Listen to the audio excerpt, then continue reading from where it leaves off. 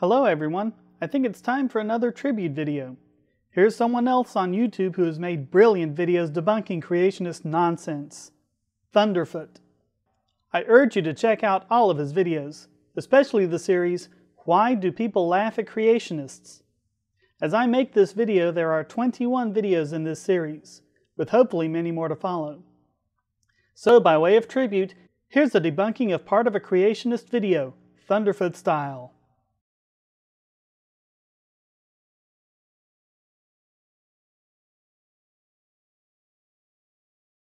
Well, there's a lot that we're not being told.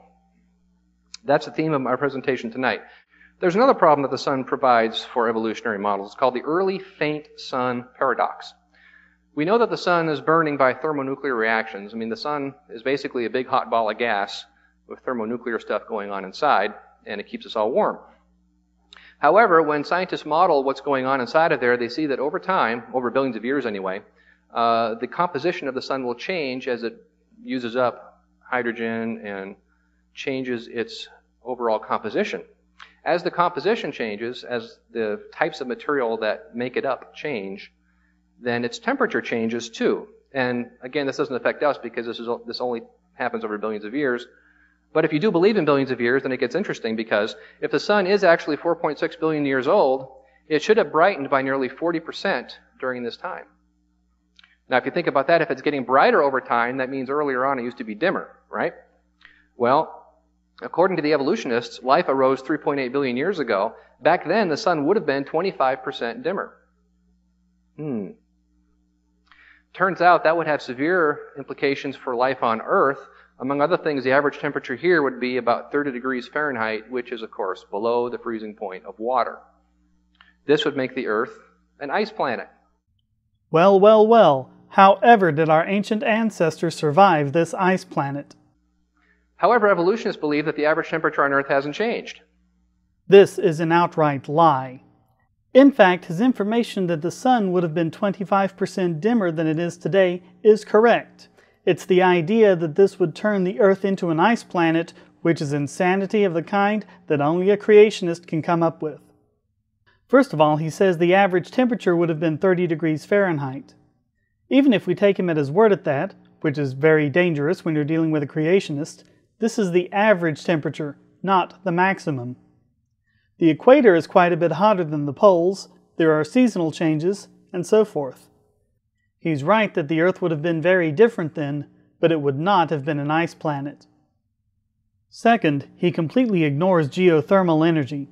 Although we're still putting together a lot of the pieces about abiogenesis, we're pretty sure that life first began in the sunless depths of the oceans, where geothermal energy kept the water liquid and warm. This happens around hydrothermal vents, which exist to this day, and the areas surrounding these vents continue to be the most biologically productive parts of the oceans. Not only that, but the sun was not a significant source of energy for life until about 2.4 billion years ago, with the introduction of cyanobacteria, the first organism to use photosynthesis. Before then, the sun contributed by heating the Earth quite a bit, but it was the geothermal energy that was the driving force for life. As it happens, Earth's primordial temperature can be determined by looking at reconstructed proteins from ancient bacteria. In an issue of the journal Nature just last month, they published results showing that there was actually a massive cooling period between the formation of life and the Precambrian era about 500 million years ago.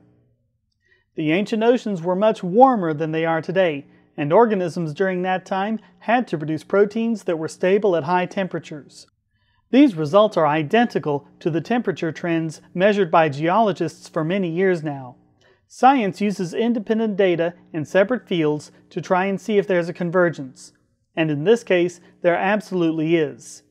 There's no reason at all for the data from these two fields to match so closely unless that's how things really were all that time ago. However, evolutionists believe that the average temperature on Earth hasn't changed.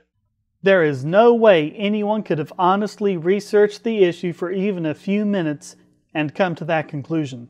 Remember that this video started out by saying, well, there's a lot that we're not being told. That's the theme of our presentation tonight. He's accusing evolutionary scientists of not telling the whole story. of leaving out significant details in order to mislead people. In truth, that's exactly what he's doing. The only data he gave was solar luminosity. He ignored the all-important geothermal energy as well as the data showing that the ancient oceans were much warmer than they are today. Can anyone say projection?